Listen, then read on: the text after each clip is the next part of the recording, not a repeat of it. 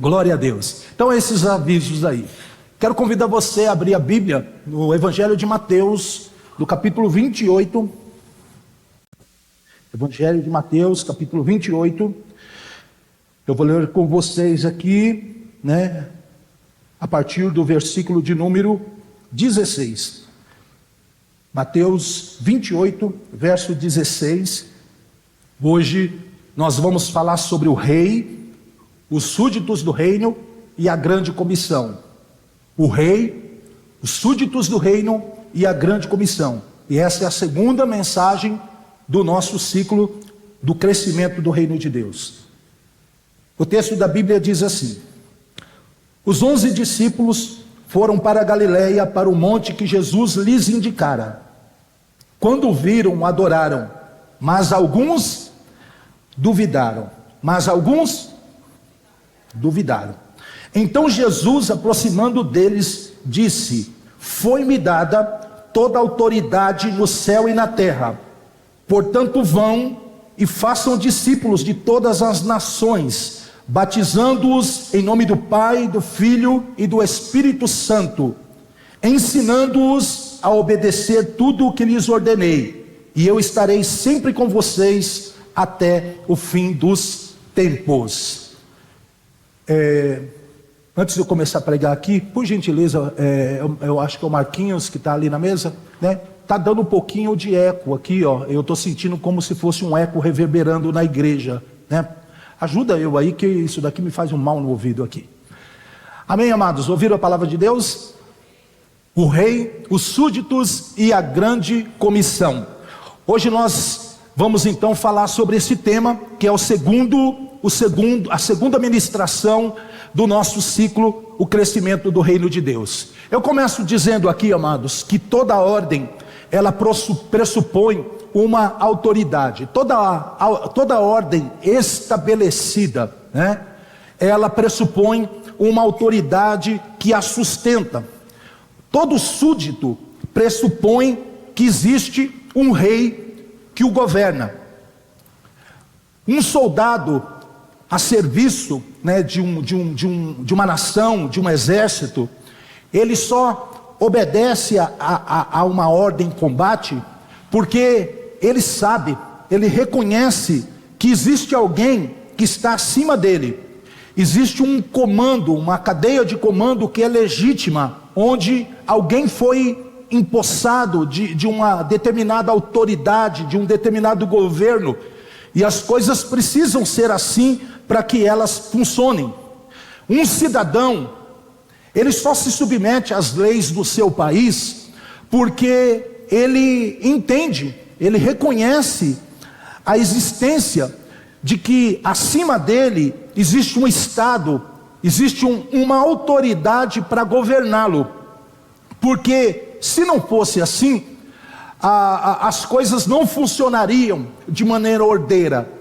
As pessoas talvez não se submeteriam voluntariamente uns aos outros.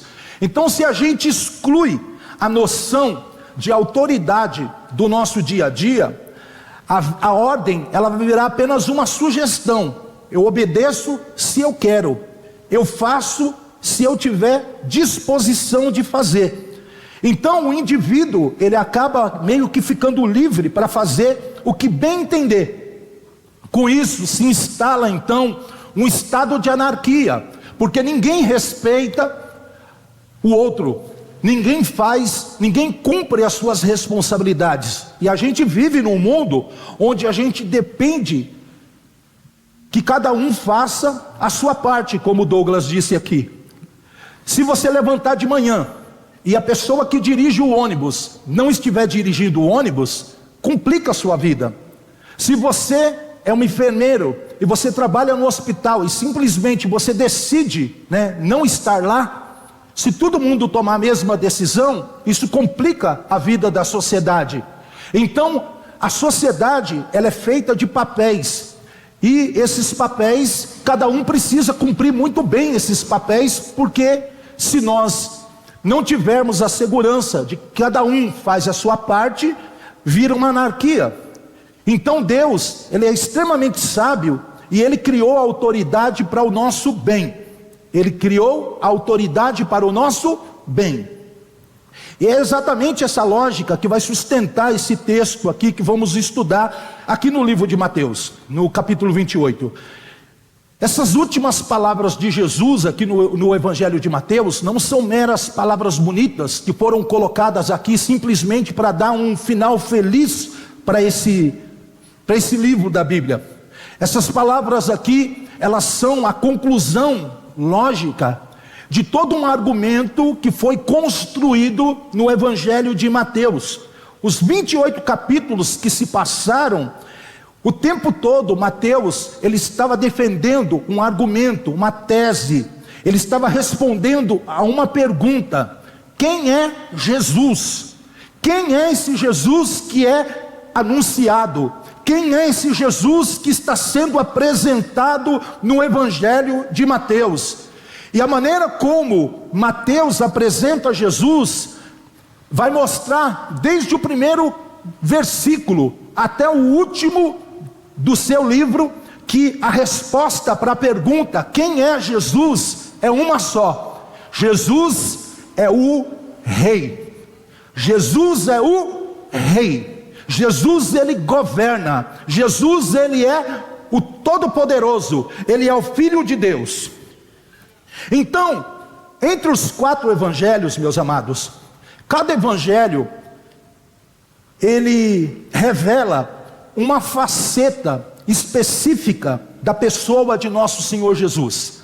Não é à toa que a gente tem figuras para poder representar o evangelho. A gente diz que Marcos é o evangelho do boi. A gente fala que Mateus é o evangelho do leão ou da águia. Outros falam que Lucas, né, é o evangelho do homem. Então cada evangelho tem uma imagem, e essas imagens na realidade são imagens que representam a própria pessoa de Jesus. Então quando você olha para o evangelho de Marcos, por exemplo, o evangelista Marcos apresenta Jesus como um servo. É por isso que é o boi, né? O servo, ele veio para servir e entregar a sua vida em resgate de muitos. Essa é a ênfase do Evangelho de Marcos. Lucas apresenta Jesus como o homem perfeito, aquele que ele é superior a Adão. Adão pecou, mas Jesus é o segundo homem. Ele veio, né, na plenitude do Senhor. João apresenta Jesus como Deus encarnado. E Mateus, por sua vez, apresenta Jesus como um rei soberano, que veio para estabelecer o reino de Deus. Ele não apresenta Jesus como mais um rei, dentre muitos reis que a antiguidade conheceu. Ele apresenta Jesus como o Rei dos Reis. Ele apresenta Jesus como o Messias prometido. Ele apresenta Jesus como o herdeiro legítimo do trono de Davi. Então Jesus é o rei por direito. Ele veio para governar, ele veio para poder assumir aquilo que é dele. Então quando a gente olha para o próprio nome de Jesus, Jesus, Cristo, Jesus é o nome dele. Cristo é um título. Não é que o nome dele é Jesus Cristo. Jesus, o Cristo. E o título Cristo já carrega o peso da missão de Jesus. A palavra Cristo significa ungido, aquele que foi consagrado para reinar. Era muito comum os reis da antiguidade serem ungidos para reinar. E Jesus, ele é apresentado então como o rei ungido em Mateus, né? Ele é aquele rei que veio em cumprimento das escrituras para poder reinar. Então Mateus, ele abre o seu evangelho justamente mostrando essa credencial do Filho de Deus. Ele vai mostrar a genealogia real de Jesus, a genealogia que liga Jesus a Abraão, mas que não liga Jesus só a Abraão, liga Jesus a Davi, o rei Davi. Está lá em Mateus 1,6. José é o pai adotivo de Jesus. O pai celestial é o pai de fato, de direito. E José aqui, ele é chamado pelo anjo de filho de Davi. José, filho de Davi. Mateus 1,20. E quando o anjo fala desta maneira com José, ele está garantindo que, segundo os costumes daquela época, que Jesus, ele pertencia legalmente à linhagem real de Davi. Então Jesus, ele é o rei. E o texto de Mateus, o evangelho de Mateus por inteiro apresenta essa tese: Jesus é rei. Você precisa sair daqui entendendo isso, para você entender o que eu vou pregar. Jesus é rei. E a Bíblia então vai mostrar que Jesus é rei, reconhecido ainda na sua infância, quando aqueles magos vindo do Oriente chegam a Jerusalém perguntando: onde está aquele que é nascido rei dos judeus? Aqueles magos, eles funcionavam como embaixadores. Aquilo que aqueles magos fizeram era muito comum se fazer para reis, dar presentes. Uma comitiva que representava uma outra nação chegava até um outro estado, até um outro país, para poder presentear o nascimento de alguém da linhagem real. E esses magos vão até Belém perguntando: cadê o recém-nascido, o rei dos judeus? Então já no nascimento, Jesus já tem esse emblema sobre ele: ele é rei. Jesus é anunciado por João Batista como mensageiro que prepara o seu caminho, proclamando que o reino de Deus está próximo. Era muito comum a parousia naquela época, quando um rei, ele chegava no pedaço e alguém na frente, e esse alguém era um mensageiro que ia dizendo: o rei está chegando, o rei está chegando, o rei vai vindo. E um povo vai tirando, as coisas feias de frente de casa, vai limpando a rua, porque o rei vai chegar. E João é exatamente esse homem, o mensageiro, um representante que vem dizendo: vem chegando aquele que é o dono do pedaço, vem chegando Jesus com o seu reino. Jesus também, ele é testado lá no deserto, e lá no deserto ele rejeita categoricamente tomar todos os reinos do mundo, porque Satanás apresenta os reinos do mundo para Jesus por meio do atalho, da idolatria, da barganha. Mas Jesus, ele preferiu aguardar que o reino fosse colocado em sua mão através do caminho da obediência ao Pai. Jesus também ensina com autoridade própria, uma autoridade que ele reivindica para si lá no Sermão do Monte. Quando Jesus, ele está ensinando ali no Sermão do Monte, ele diz assim: ouviste o que foi dito aos antigos? Eu, porém, vos digo. Isso daqui é uma reivindicação de que Jesus, ele não dependia da tradição dos homens para falar. Ele tinha uma autoridade própria, vinda de Deus. Um mestre da lei, ele sempre fundamentava o seu ensino citando uma cadeia de autoridade. Geralmente um mestre da lei, um rabino, ele dizia assim: rabino fulano de tal ensinou, em nome de rabino Cicrano, que ensinou o que Moisés disse. Então existia a tradição dos anciãos, existia a tradição dos rabinos. Todo rabino, ele fundamentava o seu ensino baseado na escola de onde ele vinha. Então ele tinha que ser fiel à escola, à interpretação da qual ele pertencia. Então um rabino sempre usava o argumento de outro rabino para poder sustentar o seu ensino. Mas então Jesus vem e fala: ouviste o que os antigos falaram? Eu, porém, vos digo. Jesus está dizendo que ele tem mais autoridade do que a tradição. Ele tem mais autoridade do que os antigos. Então, a autoridade rabínica aqui era uma autoridade que era sempre transmitida de um para o outro. Mas Jesus, ao contrário, fala com a autoridade que é própria dele. Ele não cita ninguém acima dele, nem sequer ele atribui a origem da palavra que ele está dizendo ao próprio Deus. Mas ele fala com aquela mesma autoridade que um dia Moisés ouviu. Ele fala como se ele fosse aquela própria voz que falou a Moisés. Então Jesus, ele é um rei. Ele tem autoridade, ele tem poder, ele tem governo, ele tem domínio. E a autoridade de Jesus não é uma autoridade que é sustentada só no discurso. Não é uma autoridade que é sustentada só através da barganha, através dos arranjos. Não, não. A autoridade de Jesus é uma autoridade credenciada por milagres. Milagres sobre as doenças, milagres sobre a natureza. Ele é aquele que diz: mar, acalma-te, e o mar acalma. Ele é aquele que diz para os demônios: sai, e os demônios se ajoelham diante dele e fala: o que tens conosco, Jesus, filho de Davi? Os demônios sabem que Jesus é rei, a natureza sabe que Jesus é rei, as situações do mundo, as circunstâncias, até as doenças sabem que Jesus é rei e tem a última palavra. Todos esses argumentos é para dizer que Jesus é quem manda. Jesus tem toda a autoridade no céu e na terra. Mas o texto, queridos, bíblico vai dizer que este Jesus, por fim, ele foi rejeitado pelas cidades de Israel, pelos líderes religiosos e até mesmo pela sua própria família.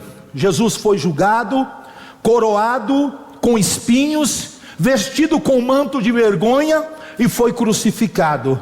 E colocaram então sobre a cabeça de Jesus uma plaquinha em 3 línguas, que mesmo sendo zombaria, fizeram aquilo para caçoar de Jesus, fizeram aquilo para tirar onda de Jesus. Mas o que estava escrito naquela plaquinha proclama uma verdade de Deus sobre a pessoa de Jesus: este é Jesus, rei dos judeus. Podia ter colocado para caçoar, mas até na zombaria eles estavam declarando uma verdade de Deus sobre a pessoa de Jesus. Este é Jesus, rei dos judeus. Então, meus irmãos, esse mesmo rei, agora ressuscitado, se apresenta aos seus discípulos ali no monte da Galileia. E ali, com a autoridade de quem venceu as ânsias da morte, o poder da morte, Jesus então profere as palavras que fecham o evangelho e que ao mesmo tempo abre as portas da missão da igreja. Ele vai dizer: e chegando-se, falou-lhes dizendo: é-me dado todo o poder no céu e na terra. Ide, portanto, e fazei discípulos de todas as nações, batizando-os em nome do Pai, e do Filho, e do Espírito Santo, ensinando-os a guardar todas as coisas que vos tenho mandado, e eis que eu estou convosco todos os dias, até a consumação dos séculos. Vamos ver então aqui o que esse texto fala sobre o rei, sobre os súditos, e sobre a comissão, a grande comissão que o rei confia aos seus súditos. Primeiro, nós aprendemos aqui nesse texto que o Senhor é rei. Ele é o rei, ele tem legitimidade, ele tem autoridade absoluta para reinar, para governar todas as pessoas e sobretudo a sua igreja. Então o texto no verso 18 diz assim claramente: é-me dado todo o poder no céu e na terra. É-me dado todo o poder no céu e na terra. Eu quero que vocês reparem aqui, porque o texto diz: foi-me dado. Isso significa, irmãos, que existe alguém que concedeu esse poder, que repassou esse poder, que reconheceu esse poder. E aqui é o Pai. O Pai entregou ao Filho, como fruto da obediência, como fruto da dedicação, como fruto da obra que Jesus realizou na cruz, e confirmada na ressurreição, porque Jesus foi fiel até a morte, e morte de cruz. Mas a este Cristo que morreu na cruz, Deus deu um nome que está acima de todo nome. Deus deu um nome que está acima de todo nome. Então o governo pleno do céu e da terra, governo sobre tudo que existe, pertence a Jesus. Esse aqui, irmãos, não é um poder novo, não é um poder que Jesus só ganhou naquele momento. Aquele momento foi o ato da coroação. O pós-cruz, a cruz e a ressurreição foi o ápice de que ele de fato tem a dignidade, tem a autoridade, mas Jesus já nasceu com esse poder, ele já tem esse poder. Então ali, em Mateus 28, ali é a revelação pública diante dos discípulos, é a revelação daquilo que sempre foi verdade sobre a pessoa de Jesus. Então não é por acaso que essa coroação, esse reconhecimento acontece no monte, porque foi no monte também, lá no deserto, que Satanás ofereceu para Jesus todos os reinos deste mundo. Foi no monte, foi ali no monte que Satanás ofereceu os governos deste mundo em troca de um ato de adoração idólatra. Isso está lá em Mateus 4. Mas Jesus então se recusa a tomar o trono pelo atalho da desobediência, pelo atalho da autogratificação. Ele recusa esse tipo de proposta, e agora então ele recebe o trono, ele recebe a autoridade pelo caminho certo, pelo caminho da obediência que ele sustentou até o fim. Então, ao longo do ministério de Jesus, essa mesma autoridade já estava com ele. Quando Jesus perdoava pecados, algo que só Deus pode fazer, ele estava dizendo: eu tenho autoridade para perdoar pecados. Quando Jesus de alguma maneira declarou que ele era o Senhor do sábado, quando ele assumiu para ti o título de Senhor, algo que um judeu entendia que pertencia somente a Deus, então Jesus o tempo todo já estava se declarando o dono do pedaço, ele já estava se declarando como o rei. Mas após a sua morte e ressurreição, existe essa coroação pública, para que todos saibam que de fato ele é o Rei dos Reis, o dono do pedaço, e que todo domínio, seja no domínio dos céus ou da terra, pertence a Jesus. Então, irmãos, a questão é a seguinte: se Jesus é de fato o Rei com todo o poder, então significa que nenhuma área da nossa vida, eu disse, nenhuma área da sua vida, nem a pessoal, nem a familiar, nem a comunitária, nem a financeira, nem a amorosa, nenhuma área da sua vida, pensa a sua vida como inteiro, nenhuma área da sua vida está fora do domínio do Rei Jesus. Nenhuma área. Isso confronta aqui duas tentações que são muito comuns a nós, seres humanos. A primeira é que a gente pensa que quando a gente ouve falar que Jesus é rei, a gente às vezes trata Jesus como mais uma influência que a gente recebe na nossa vida, porque a gente vive num mundo de muitas autoridades, e muitas dessas autoridades estão em conflito. Muitos desses poderes que agem no mundo estão em conflito. Então muitas das vezes a gente tenta colocar Jesus como se ele tivesse no mesmo nível de autoridade da nossa família, como se ele tivesse no mesmo nível de autoridade do nosso trabalho, da nossa cultura, da opinião das pessoas. Enfim, muitas das vezes a gente diz que Jesus é rei, mas a gente só está dando para Jesus uma fatia da nossa vida. Não é isso que significa Jesus ser rei. Significa que toda a área da sua vida pertence ao domínio de Jesus, porque toda autoridade foi lhe dada no céu e na terra. Não existe nada da nossa existência que não pertence a Jesus. Há um estudioso chamado Abraham Kuyper, que ele diz assim, que não existe 1 centímetro da existência que não pertença a Cristo. Ele é dono de tudo, ele é Senhor de tudo.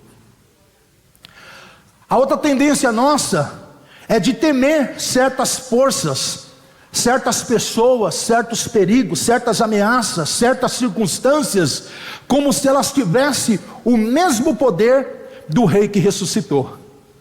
Muitas das vezes a gente teme os homens, a gente teme as pessoas, a gente teme os perigos deste mundo, como se as pessoas tivessem o mesmo poder de Jesus para determinar o nosso futuro, para determinar os nossos passos, para decidir a nossa vida. Muitas das vezes a gente está diante de uma situação, e por a gente estar sofrendo naquela situação, por a gente estar sendo ameaçado, por aquela situação estar ameaçando tirar algo que é muito precioso de nós, a gente se sujeita àquela situação, como se aquela situação tivesse o poder de governar e determinar os nossos passos como Jesus. Mas não, Jesus não tem o mesmo poder dos seus inimigos, e nem os seus inimigos, e nem os seus medos, e nem as ameaças da vida têm o mesmo poder que Jesus. Jesus, ele tem todo poder no céu e na terra. Aleluia, glória a Deus. Então essas tentações, esses medos, esses conflitos, eles precisam ser vencidos, mas eles precisam ser vencidos quando a gente se sujeita à autoridade de Jesus como Rei. E reconhecer Jesus como Rei exige a gente adorar Jesus, exige a gente reverenciar Jesus, exige a gente tratar Jesus dando a Ele a glória devida, dando a Ele a honra devida. Na prática, a gente precisa demonstrar isso nas áreas específicas da nossa vida. O que significa? Você se relacionar como Jesus, não só como um rei que governa uma fatia da sua vida, mas como o todo da sua vida. Significa você confiar as decisões da sua vida para Jesus, porque Ele é rei, e você e eu somos súdito. Ele é rei, e nós somos súditos. Então significa que a gente precisa confiar as decisões dos nossos planos, dos nossos projetos, decisões financeiras. Significa que Jesus, Ele tem parte na maneira como a gente usa o nosso tempo, na maneira como a gente usa a nossa vida. Se Jesus é rei, Ele manda nos seus projetos, Ele manda nas suas decisões, Ele tem peso nas suas tomadas de decisões, Ele tem peso sobre a sua finança, Ele tem peso sobre o uso do seu tempo naquilo que você põe força ou não põe força. Então, se Jesus ele é rei, Ele decide a maneira como nós agimos no nosso trabalho, a nossa ética de trabalho, a nossa ética de negócio. Se Jesus é rei, Ele tem um peso nos nossos relacionamentos. Ele vai dizer com quem você chega perto e quem você não deve chegar perto, com quem você faz negócio e com quem você não faz negócio, com o tipo de pessoa que talvez você tenha que excluir da sua agenda de relacionamento. Se Jesus é rei, então Ele governa até os nossos pensamentos que a gente alimenta todos os dias a respeito de nós mesmos. Muitas das vezes, pensamentos que a gente fica em conflito, porque a gente muitas das vezes define a nossa identidade, a compreensão de quem nós somos, baseado no peso de um sofrimento, de um trauma, de um acontecimento catastrófico na nossa vida, e a gente não leva em consideração o que o rei da nossa vida, Ele diz sobre nós, porque Ele está num relacionamento com a gente.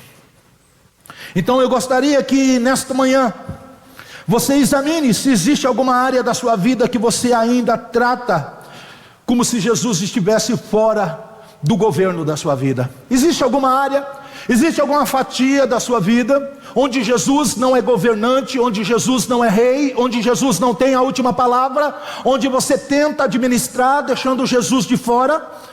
Então dizer que Jesus Ele tem todo o poder não pode ser apenas uma frase que a gente repete aqui no ministério de louvor, na hora das canções, ou quando o pregador insiste para você, diga aí que Jesus é rei, e você, Jesus é rei.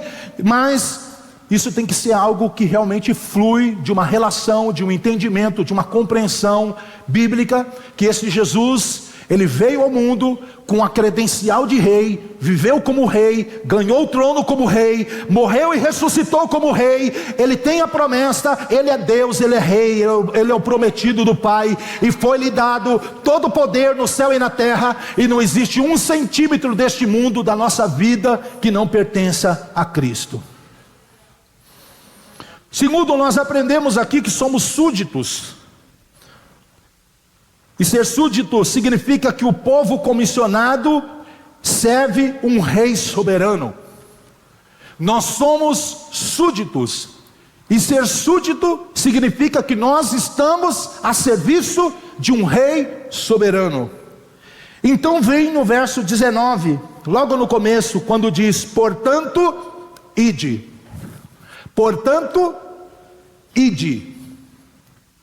Esse portanto aqui, irmãos, não está aqui por acaso. Esse portanto aqui conclui um argumento. Esse portanto aqui liga diretamente a ordem de ir, a autoridade de quem manda ir. Foi porque Jesus disse: foi-me dado todo o poder no céu e na terra, é que eu digo: vão. Então esse ide não é um ide que você vai se você quer. Não é um ide que você vai simplesmente porque os pecadores precisam.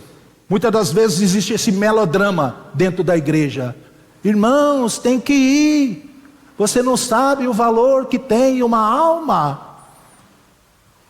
Mas a gente não vai por causa do valor só da alma. É claro que uma alma é preciosa, mas a gente não vai por causa do valor da alma, porque por causa de alguns valores de algumas almas aí, a gente preferia ficar no mesmo lugar, não é? Porque tem gente, a exemplo de nós no passado assim, né? Não vale nada, né? Não é? Não vale nada. Tem gente que é terrível, gente. Tem gente que é terrível.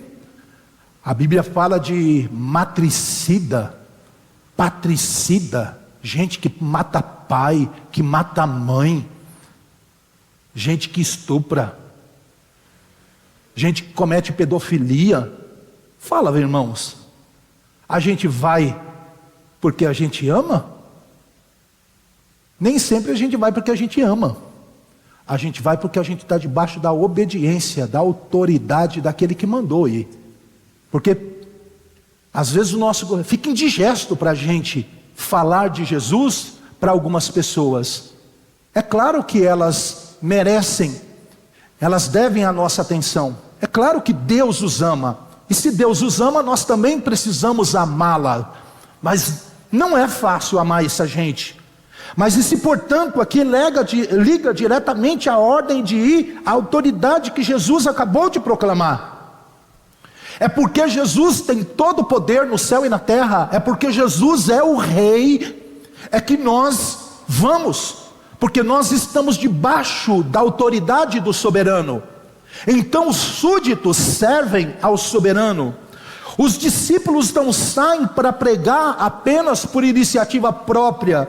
Eles são enviados como representantes de um rei. Cada discípulo é um embaixador do rei. Cada discípulo é um representante do rei. E este rei, ele então manda os seus representantes: eu tenho todo o poder, eu tenho toda a autoridade, eu mando no céu, eu mando na terra, eu mando em vocês, e eu estou mandando vocês como meu representante, que vão na minha missão, vão no meu nome, vão e façam o que eu lhes ordeno. Represente a mim no mundo, fale de mim no mundo, anuncie a minha mensagem no mundo, porque eu mando em vocês, e a missão que vocês exercem não é de vocês, é minha. Não é por causa do povo que vocês vão pregar por causa de mim. Não é porque o povo é bom, não é porque a nação é boa, não é porque eles merecem o meu amor. Vocês vão porque eu estou mandando vocês irem. Ser súdito significa estar debaixo da comissão de um rei soberano. E aqui é interessante notar, queridos, que pouco antes desse envio, o próprio texto de Mateus diz que diante do rei ressurreto, diante do rei ressurreto, no verso de número 17. Põe aí, verso 17. Alguns, todavia, duvidaram. Jesus está mandando os seus súditos ir. Deixa aí. Jesus está mandando os seus súditos ir. Mas olha a qualidade do grupo. Olha a composição do grupo, daqueles discípulos que Jesus está mandando ir. Alguns dentre aqueles duvidaram. Duvidaram do quê? Da ressurreição. Duvidaram do quê? Talvez do próprio governo, talvez da própria autoridade, diante daquilo que eles estavam presenciando. Mas eles estavam ali, porém, com o coração duvidando.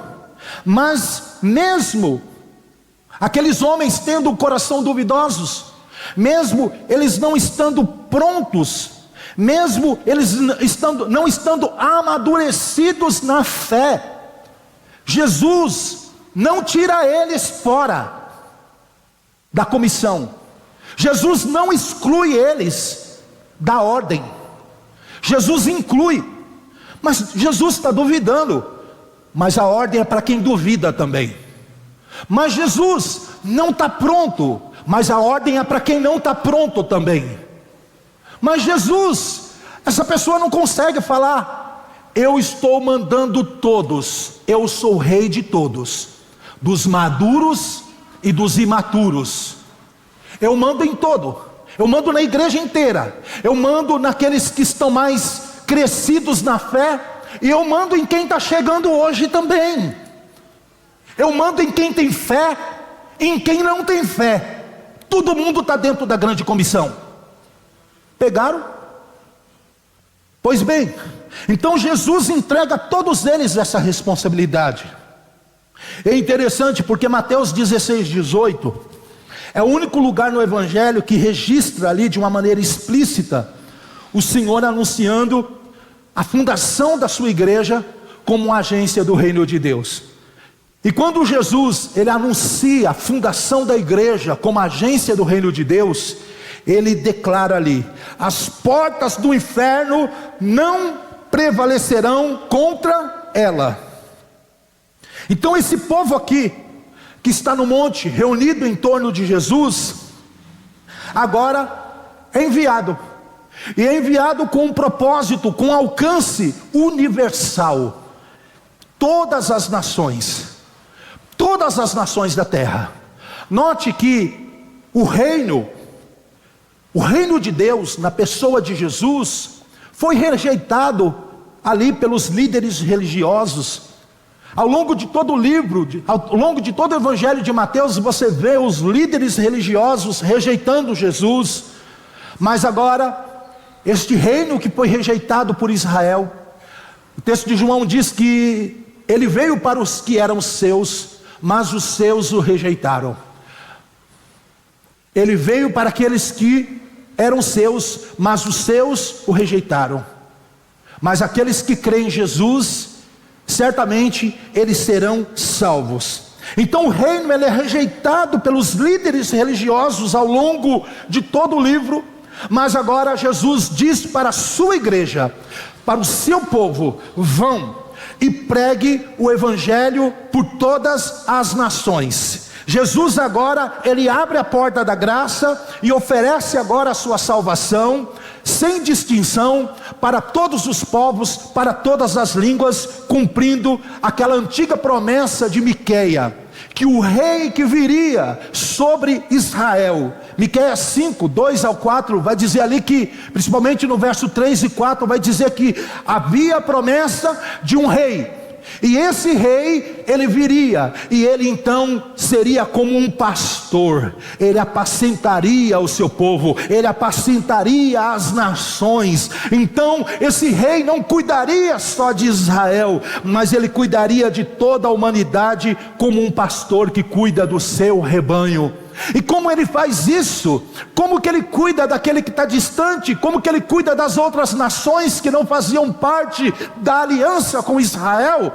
Ele faz isso mandando os seus súditos, súditos fortes, súditos fracos, súditos que criam, súditos que não criam, súditos que duvidavam. Ele dá ordem para toda a sua igreja.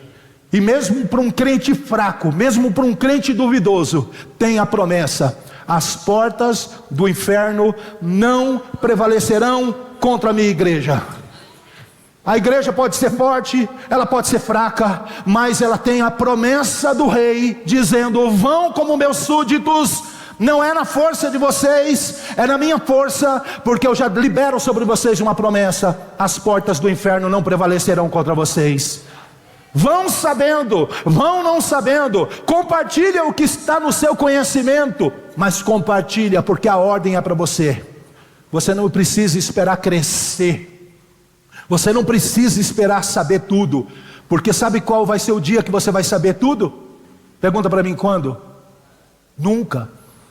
Se você ficar esperando saber tudo, você nunca vai saber nada. Eu estudo. E, meus irmãos, vocês sabem que eu sou dedicado ao estudo, mas quanto mais eu estudo, eu sei que eu não sei nada. Eu me sinto tão imperfeito, mas Deus não me esperou eu chegar até os meus 51 anos para me usar. Deus me usou ali, quando eu tinha 13 anos, e eu já entreguei a minha vida para Jesus, Ele já estava me usando. Quando eu tinha 15 anos, eu fui a primeira vez líder de jovens, e desde lá para cá, quanta coisa eu não sabia, quantas coisas eu não fiz talvez do jeito que deveria ser feito, mas eu estou servindo a Jesus, porque Jesus, Ele tem, a ordem dele é para os súditos maduros e também para os imaturos. Aqui, queridos, eu quero caminhar um pouco para a gente poder encerrar isso daqui, porque nós aprendemos também que a grande comissão é o método pelo qual o reino de Deus avança.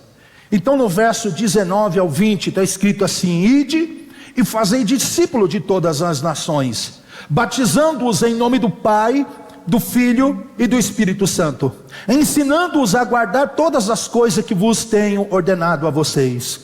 Note aqui, irmãos, que a ordem principal que Jesus dá aqui no texto não é apenas ide. Não é apenas ide. Muitas das vezes a gente lê o texto bíblico de uma maneira muito seletiva, e a gente fala assim: Jesus mandou a gente ir. Mas o texto não manda a gente só ir, ele manda a gente ir e fazer. Ir e fazer.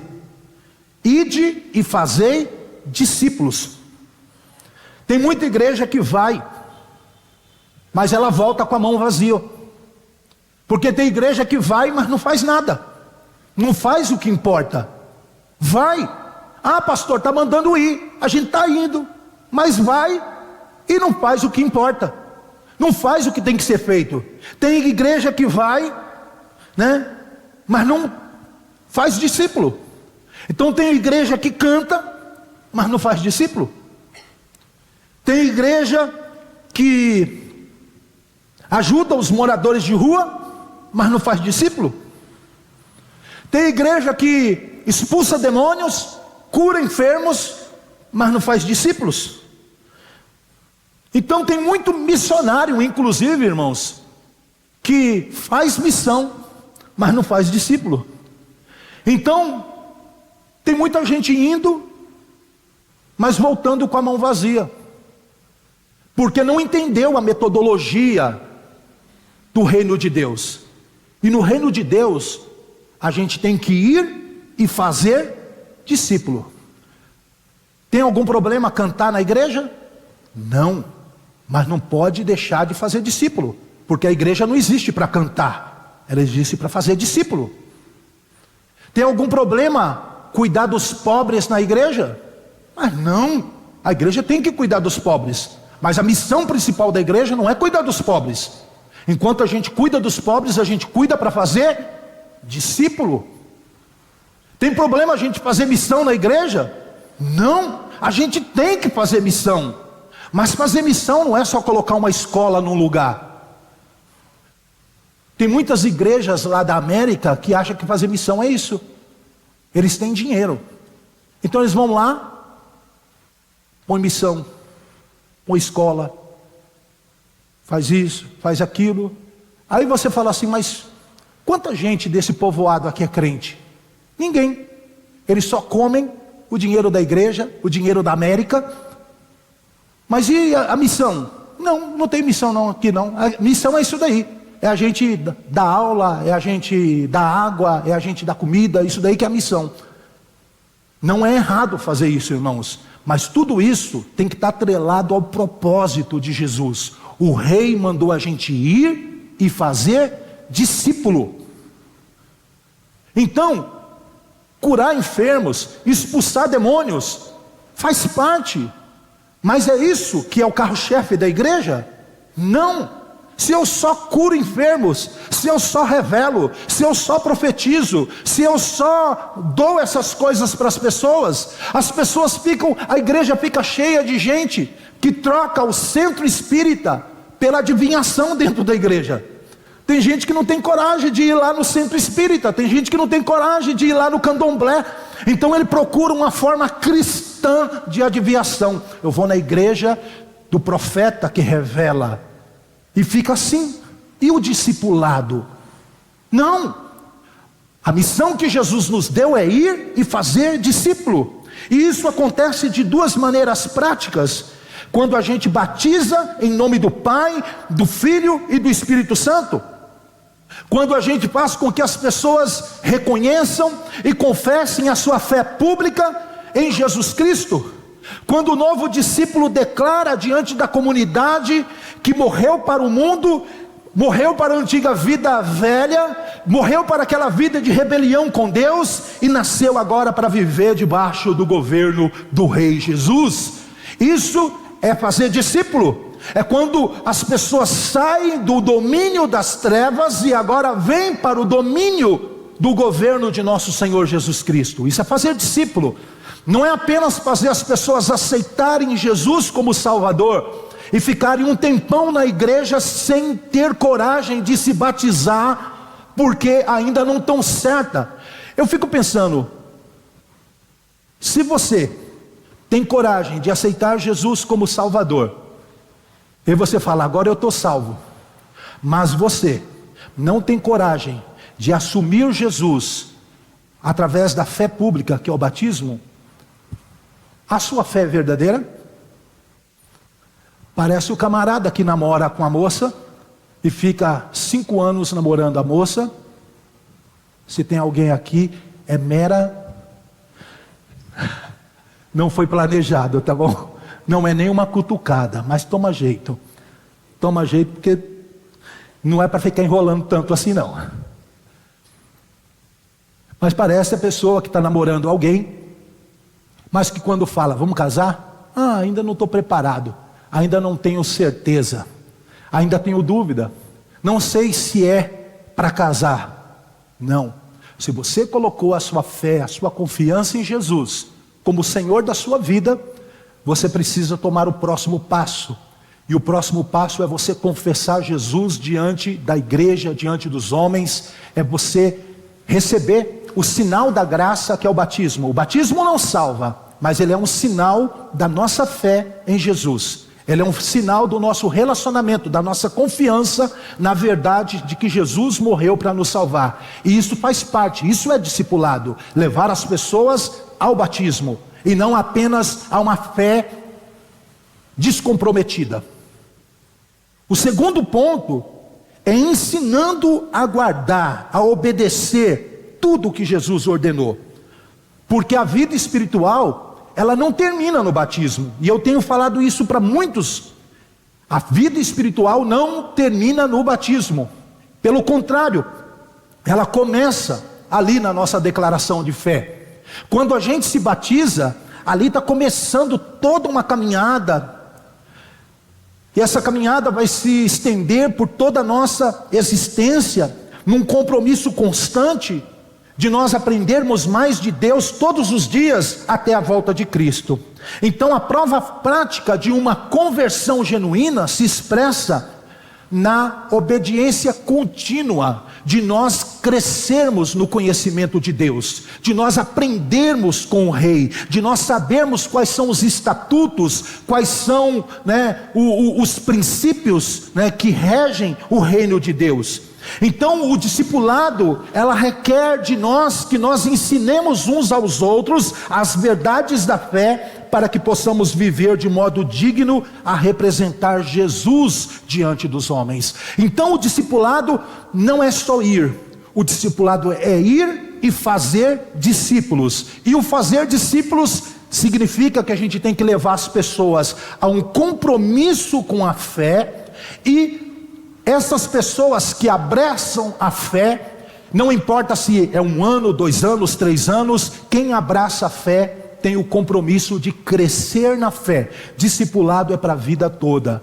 Todos nós temos o dever de ensinar as pessoas a respeito de Jesus e de aprender de Jesus para a nossa vida. Isso é discipulado, isso é a missão que o rei deixou para os seus súditos, e a metodologia que o rei deixou para a sua igreja é essa. Não é apenas cantar, não é apenas fazer campanha, não é apenas abrir uma igreja, não, é discipulado, é a gente se conectar com as pessoas, para a gente conectar as pessoas a Deus, através do conhecimento de Deus.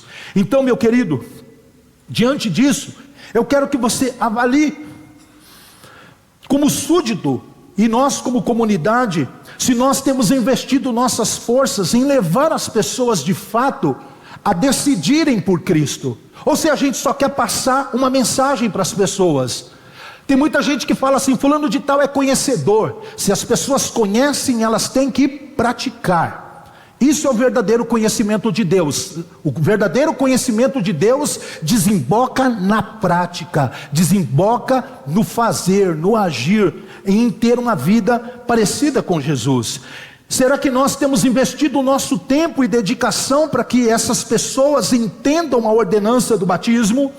Nós estamos dando a elas a oportunidade de aprender de Cristo, com a finalidade de que elas possam obedecê-lo, honrá-lo, agir com Jesus como se ele fosse rei de suas vidas?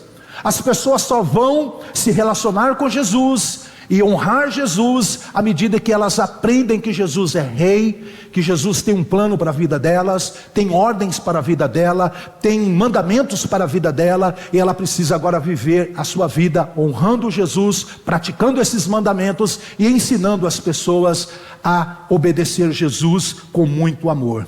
Então, meu querido, se você já foi batizado, eu quero que você lembre-se que esse ato não encerrou ali naquele momento em que você tomou a decisão de aceitar Jesus. Então eu gostaria que a igreja do Senhor terminasse essa pregação compreendendo, o compromisso de aprender com Deus, também de ensinar outras pessoas aquilo que você tem aprendido. Provavelmente, em algum momento desta caminhada como igreja, você vai ser encorajado para um grupo de discipulado. Você vai ser encorajado a se associar com outros irmãos, para você aprender do Evangelho, para você poder crescer na fé. E eu peço que quando você for interpelado, quando você for convidado, quando você for, com muita gentileza, alguém vai falar com você sobre isso, eu peço que você não fuja dessa responsabilidade, que você entenda que Jesus é rei, você é súdito, e Deus nos deu uma metodologia de trabalho, e essa metodologia de trabalho implica em nós fazermos discípulos, e fazer discípulos significa nós sermos discípulos, e nós discipularmos outras pessoas, com a finalidade de que Jesus seja honrado. Por gentileza, o Ministério de Louvor, suba aqui, para nós orarmos e participarmos neste momento da ceia do Senhor. Então eu quero dizer para você, no final dessa pregação, que Jesus, ele não é um rei distante.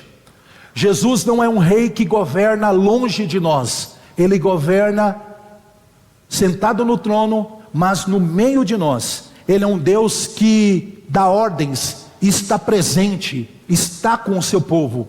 Jesus é esse rei que não só nos deu ordem, mas ele nos deu uma promessa. E a promessa de Jesus é a sua presença. Ele disse: eis que eu estarei com vocês todos os dias da sua vida. Eu estarei com vocês até o fim de todas as coisas, até o fim da história, até o fim dos séculos. Eu vou estar com vocês. Essa é a garantia de que a igreja será feliz na sua missão. Essa é a garantia de que você, mesmo não estando pronto, mesmo talvez tendo dúvidas no coração, mesmo não estando tão maduro para servir, mas é essa garantia que vai te dar sucesso, de que quando você abrir a boca para falar de Jesus, quando você abrir a boca para testemunhar do Rei, para tornar o Rei conhecido, como representante de Deus, talvez você vai se sentir um representante pequeno, mas não tem representante pequeno do reino de Deus na terra, tem representante. Todos estão debaixo da mesma autoridade. Todos estão debaixo dessa mesma autoridade. E porque Jesus está com você, porque Jesus está com a igreja, nós temos a certeza de que nós vamos ser bem sucedido, porque Deus não nos deu uma missão para a gente cumprir sozinho. Deus nos deu uma missão para a gente cumprir diante da presença dEle, com a companhia dEle, com a glória dEle, com o poder dEle nos impulsionando. Então eu quero que você nesta manhã saiba, se você estiver lá no seu trabalho, minha esposa que é enfermeira, né? Quantas das vezes o pessoal da enfermagem tem oportunidade para falar de Jesus para gente que está no leito de enfermidade, gente que está quase morrendo. Saiba que Jesus está com você ali. Se você está numa sala de aula, Jesus está com você na sala de aula. Se você trabalha com gente vendendo, Jesus está com você ali em cada atendimento. Não importa aonde você vive, onde Deus te plantou para viver a sua semana comum, eu quero saber que você deve se enxergar como um representante do reino de Deus. Você é um súdito autorizado para falar de Jesus, e você está debaixo da autoridade deste rei, e este rei que mandou, ele prometeu: eu estou com você. Os casos excepcionais, chama o chefão. Os casos excepcionais, fala, coloca na mão dele. Me desacataram. Senhor, fizeram alguma coisa, estão tocando no representante do reino de Deus. Isso dá problema. Dá problema. Mexer com o embaixador dá problema. Mexer com o representante de um governo maior dá problema. É a mesma coisa que ofender o representante. A gente está vendo aí esses dias aí, né? O bafafá político, né? Você age, embaixador de tal país, da Argentina, do Brasil, o embaixador do Brasil nos Estados Unidos. É uma questão tão sensível. Mas se essas questões são sensíveis aqui na terra, é porque quem está lá representa uma autoridade maior. Onde você estiver, você representa Jesus. Amém? Senhor, não vão me aceitar. É problema deles. Você está falando em nome de Jesus. Senhor, estão me ofendendo. Só haja como representante de Jesus. Onde você está, você representa Jesus. Amém? Se te der copo de água também, está fazendo como se estivesse fazendo para Jesus. Se te tratar bem, vai ter até bênção, porque está fazendo a um profeta, a uma profeta do Senhor. Então haja como representante. Onde Deus te der oportunidade para você entrar para abençoar, abençoa. Onde você tiver oportunidade, onde as pessoas te receberem bem, receba bem. Prega, fala de Jesus, declara o evangelho de Jesus, representa o governo de Jesus ali. Amém, amados? Vamos aplaudir Jesus, o nosso Rei. Aleluia. Glória a Deus.